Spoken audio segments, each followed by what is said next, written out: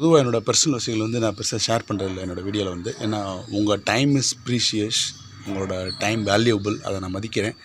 Personal விஷயங்கள் சொல்லி வந்து நான் உங்களை போர் அடிக்க விரும்பல, ஒரு தகவலாக இருக்காது, அதனால தான் வந்து ஷேர் பண்ணுறதில்ல.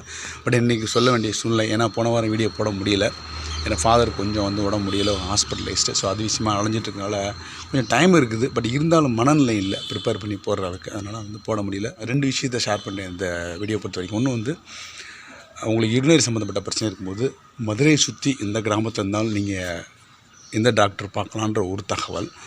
2வது வந்து ஒரு ஹெல்த் கேர் ப்ரொஃபஷனல் எப்படி இருக்கணும் அப்படின்றதுக்கு சொல்கிறதுக்கு ஒரு சின்ன வருத்தம் இருக்குது. ஃபார்மசிஸ்ட்டை பொறுத்த வரைக்கும், டாக்டரை பொறுத்த வரைக்கும், ஃபார்மசிஸ்ட்டை பொறுத்த வரைக்கும், டாக்டர் சூப்பர் டாக்டராக தான் சொல்ல போகிறேன் நான்.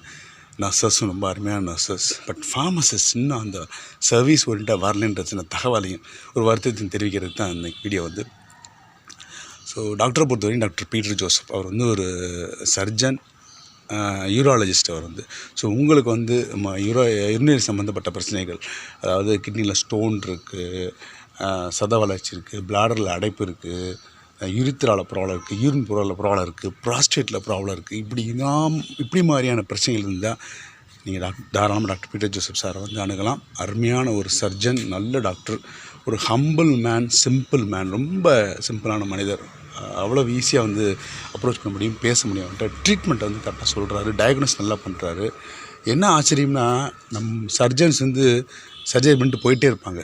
இது வந்து நம்ம ஊரில் தமிழ்நாட்டில் நடக்கும். இந்த மாதிரி ஒரு சர்ஜன் ஒரு நாளைக்கு குறைஞ்சது 5லேருந்து 10 சர்ஜரி பண்ணுறது சாதாரண விஷயம் கிடையாதுங்க, ரொம்ப ஹெக்டிக்கான விஷயம். அதே மாதிரி வந்து ஓபி பேஷண்ட் பார்த்திங்கன்னா 300 பேஷண்ட் குறையாமல் பார்க்குறாரு, 200-300 பேஷண்ட் ஓபியும் பார்க்குறாரு, இன்பேஷண்ட் சர்ஜரியும் பண்ணுறாரு, வார்டு விசிட்டு வர்றாரு. ஹேட்ஸ் ஆஃப் டீம், ரொம்ப பொறுமையாக பண்ணுறாருங்க. காலைல 8 மணிக்கு வந்தாலும் நைட்டு 8 மணி ஆகுது. அவ்வளோ ஹெக்டிக்கான ஷெடியூல் வந்து என்னோடய வேலையை பார்க்குறாரு.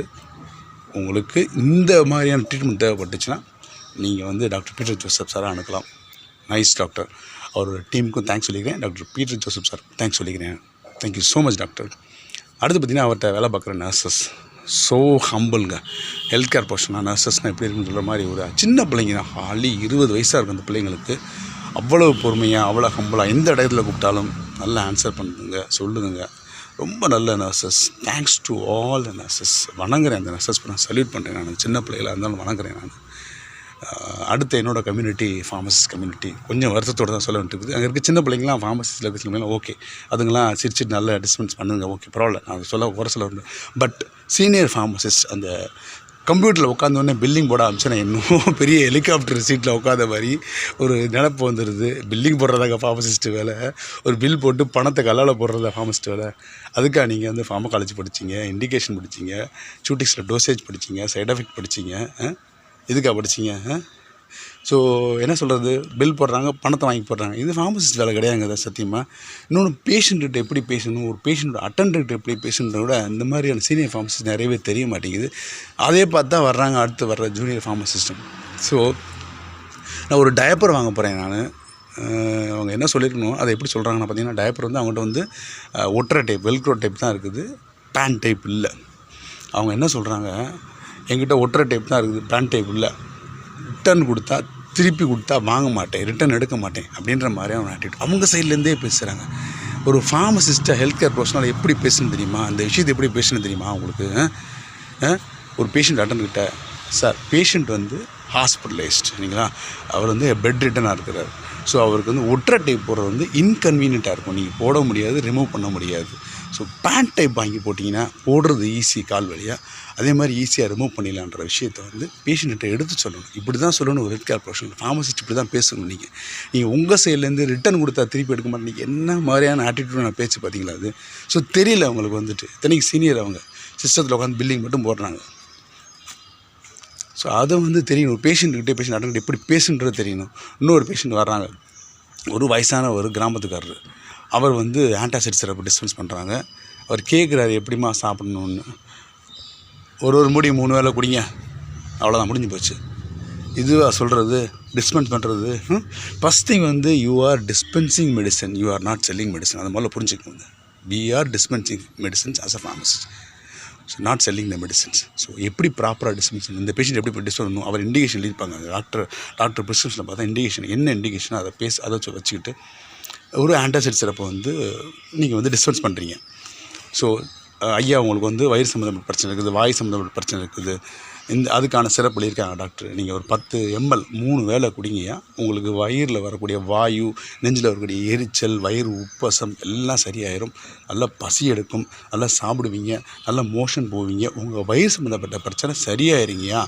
அப்படி ஏதாவது சரியாயில்லைன்னா ஒரு வாரம் திருப்பி டாக்டரை பாருங்கள். வேறு ஏதாவது பிரச்சனை இருந்தாலும் திருப்பி டாக்டர் வந்து பாருங்கய்யா அப்படின்னு சொல்லி அனுப்பணும். இதுதாங்க ப்ராப்பராக வந்து நம்ம வந்து செய்ய வேண்டிய ஒரு டிஸ்பென்சிங் மெத்தடு. இப்படி தான் செய்யணும். அந்த கிளினிக்கல் ஃபார்மசிஸ்ட் ஆட்டிடியூடே வந்து இல்லையேங்க. ரொம்ப வருத்தத்தோடு தெரிவிக்கிறேன்.